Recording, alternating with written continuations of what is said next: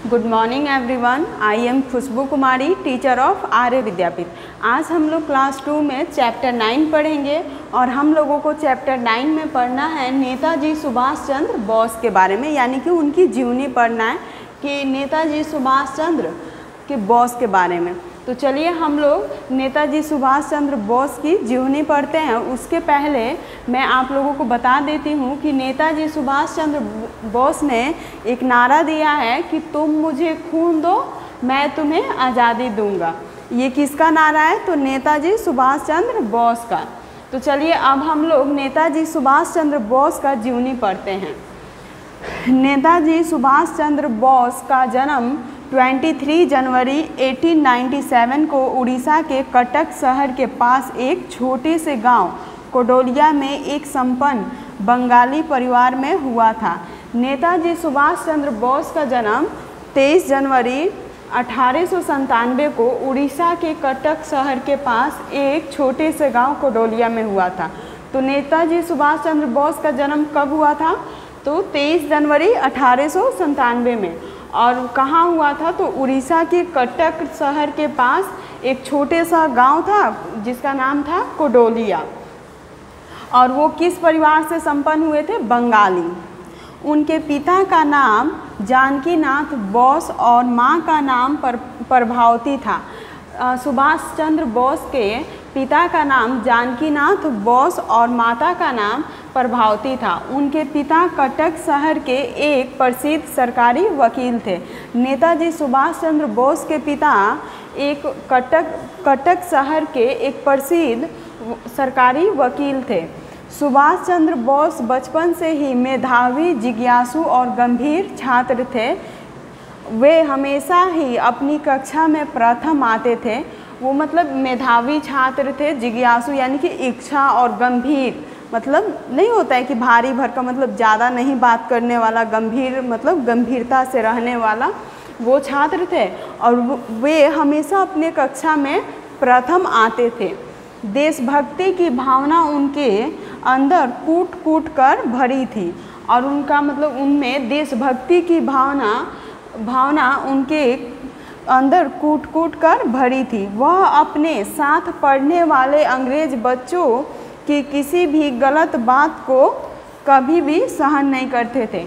जो नेताजी सुभाष चंद्र बोस के साथ जो मतलब अंग्रेज के बच्चे पढ़ते थे, उन सब की एक भी गलती वो सहन नहीं करते थे। 10वीं कक्षा उत्तीर्ण करने के बाद उन्होंने कोलकाता के प्रेसिडेंसी कॉलेज से एमए उत्तीर्ण किया। नेताजी सुभाष चंद्र बोस ने 10वीं कक्षा उत्तीर्ण करने के बाद उन्होंने कोलकाता के प्रेसिडेंसी कॉलेज से एमए उत्तीर्ण किया। पिताजी के आदेश पर लंदन जाकर इंडियन सिविल सर्विस की परीक्षा उत्तीर्ण की। और उनके पिताजी बोले थे कि उनको मतलब लंदन जाकर इंडियन सिविल सर्विस की परीक्षा उत्तीर्ण करनी है, तो वो मतलब किए। तत्पश्चात उन्होंने तत्कालीन ब्रिटिश राज सचिव लॉर्ड लिंटन को एक पत्र लिखकर हिला दिया। और उन्होंने मतलब तत्काल में एक ब्रिटिश राज सचिव लॉर्ड लिंटन को एक पत्र लिखकर हिला दिया, मैं एक विदेशी सत्ता के अधीन कार्य नहीं कर सकता हूँ। और उन्होंने उस पत्र में लिखा था कि मैं एक विदेशी सत्ता के अधीन कार्य नहीं कर सकता हूँ। वे स्वदेश आकर स्वतंत्रता संग्राम में कूद पड़े और वो स्वदेश आकर स्वतंत्रता संग्राम में कूद पड़े, जिसके कारण उन्हें कई बार जेल भी जाना पड़ा।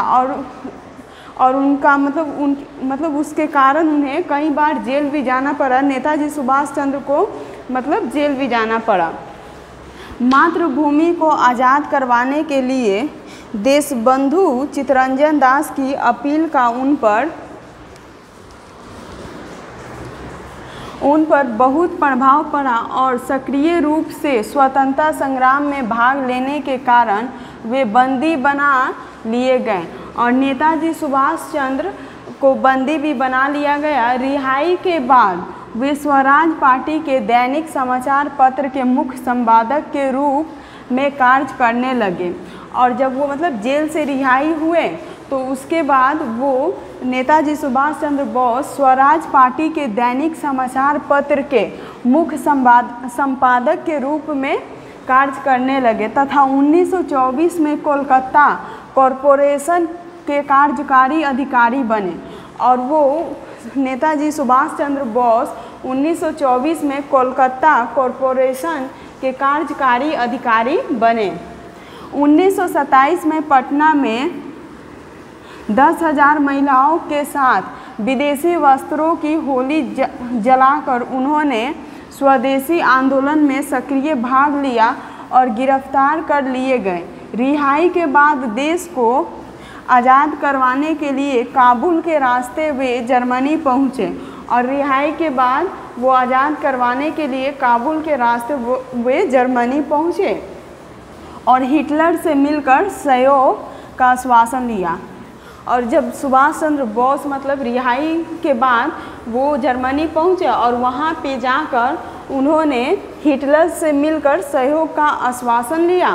फिर सिंगापुर पहुँचकर दिल्ली चलो, फिर वो सिंगापुर पहुँचकर दिल्ली चलो का नारा दिया और फिर वो नेताजी सुभाष चंद्र बोस मतलब सहयोग का आश्वासन लिए हिटलर से और उसके बाद दिल्ली पहुँचकर और सिंगापुर पहुंचकर दिल्ली चलो का नारा दिया। 21 अक्टूबर 1943 को अस्थायी आज़ाद हिंद सरकार की स्थापना कर आज़ाद हिंद फौज का गठन किया और 21 अक्टूबर 1943 को अस्थायी आज़ाद हिंद सरकार की स्थापना कर आज़ाद हिंद फौज का गठन किया। तो आज़ाद हिंद फौज का गठन कब किए थे नेताजी सुभाष चंद्र बोस? तो 21 अक्टूबर 1943 को, जिसे जर्मनी, जापान, बर्मा, इटली और थाईलैंड ने मान्यता देकर हर प्रकार के सहयोग का आश्वासन दिया। सबसे पहले जय हिंद का नारा देने वाले नेताजी ही थे। तो सबसे पहले जय हिंद का नारा किसने दिया था? तो नेताजी सुभाष चंद्र बोस ने। उन्होंने अपने देशवासियों से कहा, तुम मुझे खून दो, मैं तुम्हें आज़ादी दूंगा। ये किसने कहा था? तो नेताजी सुभाष चंद्र बोस ने कहा था कि तुम मुझे खून दो, मैं तुम्हें आज़ादी दूंगा। दूसरे विश्व युद्ध में लड़ते हुए आज़ाद हिंद फौज ने अराकन, टीडिम और कोहिमा पर कब्जा करने के साथ साथ मोरहे से पालेल तक का 1500 वर्ग मील का इलाका कब्जे में कर लिया। अभी सेना अपने जीत अभियान में आगे बढ़ ही रही थी कि फौज का एक अधिकारी दुश्मन से मिल गया और जैसे ही मतलब ये लोग अभियान में आगे बढ़ रहे थे नेताजी सुभाष चंद्र बोस और उनके फौज, तब तक क्या हुआ कि एक फौज उसमें से जाकर दुश्मन से मिल गया, जिससे सभी गुप्त रहस्य दुश्मन को पता चल गया और वो फौज जाकर दुश्मन से मतलब गुप्त रहस्य मतलब जो भी गुप्त बातें थी वो बता दिया और उन्होंने हवाई हमले शुरू कर दिए। इसके साथ ही साथ सहयोगी देशों का पूरा सहयोग ना मिल पाने के कारण देश को आज़ाद करवाने का मौका उनके हाथ से निकल गया और वो फौज जो मतलब गुप्त रहस्य दुश्मन के साथ मिलके मतलब बता दिया, जिसके कारण नेताजी सुभाष चंद्र को देश को आज़ाद करवाने का मौका उनके हाथ से निकल गया। 18 अगस्त 1945 को टोक्यो जापान जाते समय ताइवान के पास नेताजी का एक हवाई दुर्घटना में निधन हुआ बताया जाता है, लेकिन उनका शव नहीं मिल पाया। मतलब 15 अगस्त 1945 को टोक्यो जापान जाते समय ताइवान के पास नेताजी का निधन हो गया, मतलब हवाई दुर्घटना में निधन हुआ, लेकिन उनका शव नहीं मिला। उस समय उनकी लाश नहीं मिली। तो उसके बाद देखिए, जीवन मूल में अपने देश से प्रेम करो और इस पर गर्व करो। अब ये आप लोगों की मतलब ये नेताजी सुभाष चंद्र बोस की जीवनी ख़त्म हुई, आप लोग इनके बारे में जान चुके। तो अब चलिए इनका प्रश्न उत्तर हम लोग बनाते हैं। तो चलिए नेक्स्ट पेज पे सबसे पहले आप लोग शब्दार्थ देखिए, शब्दार्थ को याद करते चलिएगा। स्वतंत्रता, स्वतंत्रता मतलब होता है आज़ादी। प्रसिद्ध, प्रसिद्ध मीन्स होता है मशहूर। उसके बाद सत्ता, सत्ता मीन्स होता है राज। आश्वासन, आश्वासन मीन्स होता है भरोसा। उसके बाद चलिए अब नंबर 1 में प्रश्न उत्तर हम लोग बनाते हैं। तो दिया है निम्नलिखित प्रश्नों के उत्तर लिखिए। यानी कि नीचे लिखे हुए प्रश्नों के उत्तर लिखिए। तो देखिए नंबर क में दिया है नेताजी सुभाष चंद्र बोस का जन्म कब और कहाँ हुआ था। तो बताइए आप लोग नंबर क का उत्तर क्या होगा। नेताजी सुभाष चंद्र बोस का जन्म 23 जनवरी 1897 ईस्वी को कोडोलिया में हुआ था। तो इसका आप लोग उत्तर क्या लिखिएगा। नेताजी सुभाष चंद्र बोस का जन्म 23 जनवरी 1897 को कोडोलिया में हुआ था। नंबर ख में देखिए लंदन में नेताजी ने कौन सी परीक्षा उत्तीर्ण की। तो इसका उत्तर आप लोग लिखिएगा लंदन में नेताजी ने इंडियन सिविल सर्विस की परीक्षा उत्तीर्ण की। तो नंबर ख का उत्तर क्या लिखिएगा। लंदन में नेताजी ने इंडियन सिविल सर्विस की परीक्षा उत्तीर्ण की। नंबर ग में देखिए जर्मनी में नेताजी किस नेता से मिले थे और क्यों। तो जर्मनी में नेताजी हिटलर से मिले थे और उनसे मिलकर सहयोग का आश्वासन लिया। तो नंबर ग का उत्तर क्या लिखिएगा। जर्मनी में नेताजी हिटलर से मिले थे और उनसे सहयोग का आश्वासन लिया था। घ में देखिए आज़ाद हिंद फौज की स्थापना कब हुई। तो आज़ाद हिंद फौज की स्थापना 21 अक्टूबर 1943 को हुई। तो इसका उत्तर क्या लिखिएगा घ का। आज़ाद हिंद फौज की स्थापना 21 अक्टूबर 1943 को हुई। अंगा में देखिए आज़ाद हिंद फौज को किस देश ने मान्यता दी थी। तो आज़ाद हिंद फौज को जर्मनी, जापान, बर्मा, इटली और थाईलैंड ने मान्यता दी थी। तो अंगा का उत्तर क्या लिखिएगा। आज़ाद हिंद फौज को जर्मनी, जापान, बर्मा, इटली और थाईलैंड देश ने मान्यता दी थी। ये आप लोगों का नंबर 1 का क से लेकर अंगा तक का उत्तर मैं बता दी, इसको कॉपी में नोट करते चलिएगा। नंबर 2 में देखिए सही शब्द से रिक्त स्थान भरिए। जो सही शब्द मतलब हम लोगों को जो जीवनी पढ़े हैं वो जीवनी में से मतलब दिया है और रिक्त स्थान दिया है, इसको सही शब्द से हम लोगों को भरना है। तो नंबर क में देखिए सुभाष चंद्र बोस के पिता कटक शहर के एक प्रसिद्ध सरकारी वकील थे। क्या लिखिएगा यहाँ पे वकील। उसके बाद नंबर ख में देखिए सुभाष चंद्र बोस बचपन से ही डैश छात्र थे। क्या थे। तो मेधावी छात्र थे। नंबर ग में देखिए सबसे पहले डैश का नारा देने वाले नेताजी ही थे। तो सबसे पहले जय हिंद का नारा देने वाले नेताजी ही थे। नंबर घ में देखिए सुभाष चंद्र बोस ने अपने डैश से कहा तुम मुझे खून दो मैं तुम्हें आज़ादी दूंगा। तो किससे कहा था। तो देशवासियों से। तो यहाँ पे क्या लिखिएगा सुभाष चंद्र बोस ने अपने देशवासियों से कहा तुम मुझे खून दो मैं तुम्हें आज़ादी दूंगा। नंबर 3 में देखिए सही कथन पर सही का तथा गलत कथन पर गलत का चिन्ह लगाइए। जो सही है उस पर सही का चिन्ह लगाना है और जो गलत है उस पर गलत का चिन्ह लगाना है। क में देखिए नेताजी अंग्रेजी सरकार के अधीन कार्य करना चाहते थे। तो नहीं, यहाँ पे क्या होगा गलत। नंबर ख में आज़ाद हिंद फौज का गठन नेताजी ने किया था। सही। ग में देखिए आज़ाद हिंद फौज ने देश को आज़ाद करवा दिया था। नहीं, गलत है ये भी, क्योंकि उसके मतलब उस समय ये नेताजी सुभाष चंद्र बोस का हवाई मतलब दुर्घटना हो गया। घ में देखिए नेताजी ने विदेशी वस्त्रों की होली जलाकर स्वदेशी आंदोलन में भाग लिया। सही। उसके बाद चलिए नेक्स्ट पेज पे। नेक्स्ट पेज में है नंबर 4 में सही उत्तर पर सही का चिन्ह लगाइए। तो क नंबर में देखिए नेताजी सुभाष चंद्र बोस के पिताजी का क्या नाम था। नंबर 1 में चित्तरंजन दास, नंबर 2 में जानकी नाथ बोस, नंबर 3 में महात्मा गांधी। तो क्या नाम था जानकी नाथ बोस।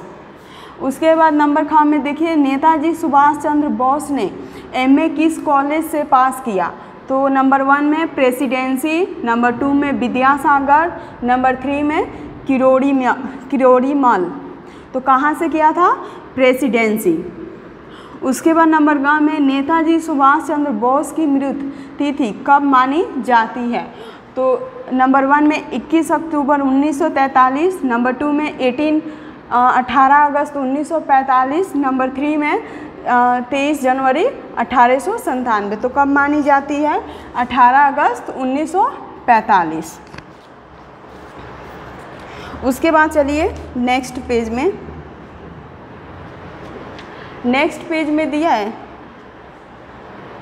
अच्छा पहले यहाँ पे देख लीजिए, नंबर 1 में भारत को आज़ादी दिलाने वाले कुछ प्रमुख महापुरुषों के नाम लिखिए तथा उनके चित्र भी चिपकाइए। यहाँ पे क्या करना है, जो मतलब हमें आज़ादी, भारत को आज़ादी दिलवाए हैं वो लोग, वो महापुरुषों के नाम लिखना है और उनका मतलब चित्र यहाँ पे चिपकाना है। तो देखिए जैसे में हो गए महात्मा गांधी, जवाहरलाल नेहरू, डॉक्टर राजेंद्र प्रसाद, ऐसे ही आप लोग यहाँ पे इसको होमवर्क से आप लोग कंप्लीट करिएगा।